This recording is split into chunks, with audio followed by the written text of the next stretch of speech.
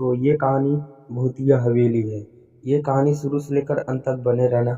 अगर हमारे चैनल पर नए होंगे तो चैनल को सब्सक्राइब जरूर कर देना। वीडियो को स्टार्ट करने से पहले अगर अपना भाई का नाम जानना चाहते हो तो मेरा नाम सूरज सरोज है। आप देख रहे हैं सूरज की ब्लॉग, सूरज सरोज की कहानी।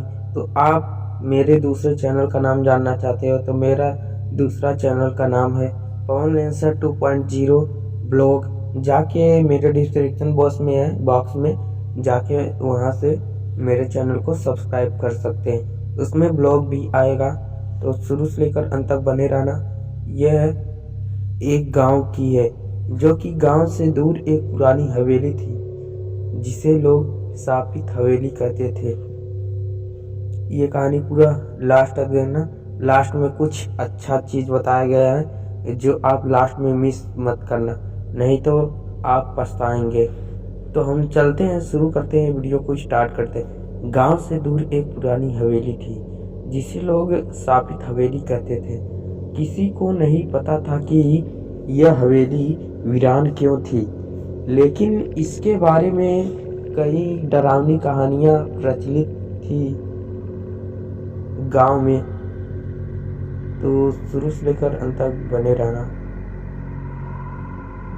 प्रचलित थी, गांव के लोग कहते थे कि जो भी वह हवेली में गया वह कभी वापस नहीं आया, मगर किसी के पास कोई ठोस सबूत नहीं था। राहुल और उसके दोस्त की जिज्ञासा ऐसा हुआ, मतलब उसका मन बना कि राहुल, विक्रम और अजय तीनों दोस्तों थे, रोमांचक चीज का शौक रखते थे। उन्होंने हवेली की कहानियां सुनी और शक नहीं किया, मगर वो तय किया कि वे इस रहस्य को पता लगाएंगे। डरने की कोई बात नहीं है, ये सब अंधविश्वास है, राहुल ने कहा। अगर कुछ भी नहीं हुआ तो कम से कम हम एक रोमांचक अनुभव तो पाएंगे, विक्रम ने जोड़ा। हवेली में प्रवेश अगली रात को वह तीनों दोस्त टॉर्च और कैमरा लेकर हवेली पहुंचे। अंदर घुसते ही एक अजीब सा सन्नाटा था। हर तरफ जाले और धूल जमी थी। सीढ़ियां चरमरा रही थी और हवा में एक अजीब सा ठंडक थी। वहां पर अजीब सा ठंडक थी। अचानक एक दरवाजा अपने आप खुल गया। तीनों की सांस थम गई।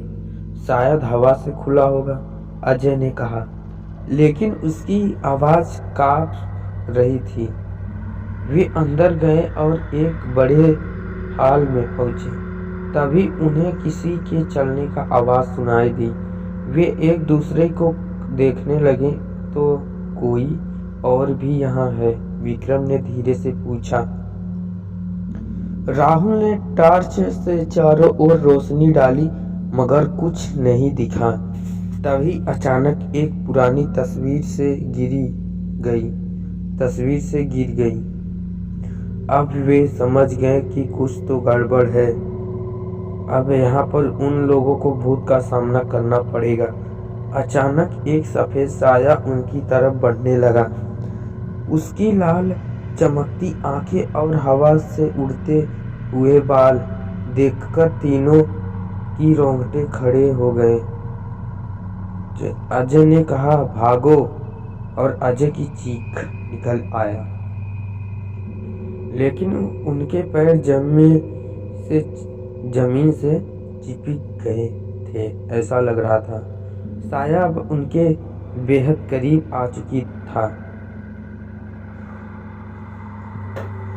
उनको सबको अजीब हो गया, और वह कोई भूत नहीं बल्कि एक बूढ़ा आदमी था। आप कौन है? राहुल ने हिम्मत करके पूछा। बड़े बूढ़े आदमी ने बताया कि वह इस हवेली का आखिरी बचा हुआ सदस्य था। गांव वालों ने झूठी अफवाहें फैलाई थी ताकि कोई हवेली पर कब्जा न कर सके। मैं अकेला हूँ और चाहता हूँ कि कोई मेरे परिवार की यादों को मिटाए नहीं, बूढ़े ने उदास होकर कहा। अंत में राहुल और उसके दोस्त को समझ आ गया कि कई बार डर सिर्फ एक भ्रम होता है। उन्होंने गांव जाकर सबको सच्चाई बताई और फिर हवेली को नए सिरे से ठीक करवाने से मदद की। अब यह हवेली भूतिया नहीं बल्कि एक गांव की सबसे खूबसूरत जगह बन गई थी। अगर आपको यह कहानी अच्छी लगी होगी तो चैनल को सब्सक्राइब जरूर कर देना, लाइक शेयर कमेंट जरूर कर देना। अगर आपको कहानी बताना है या दूसरों को सुनवाना है तो आप भी कमेंट करें और अपना कहानी मुझे दो मेरे इंस्टाग्राम आईडी पर। मैं अपना इंस्टाग्राम आईडी डिस्क्रिप्शन बॉक्स में लगा दूंगा, वहां से जाके मेरे चैनल को फॉलो करके और वहां पर भेज देना अपना कहानी। मैं अपना कहानी यूट्यूब पे डाल दूंगा और आपका नाम भी लूँगा। तो फिर से मिलेंगे अगले वीडियो में। जय हिंद, वंदे मातरम। फिर से मिलेंगे अगली वीडियो में। जय बजरंगबली।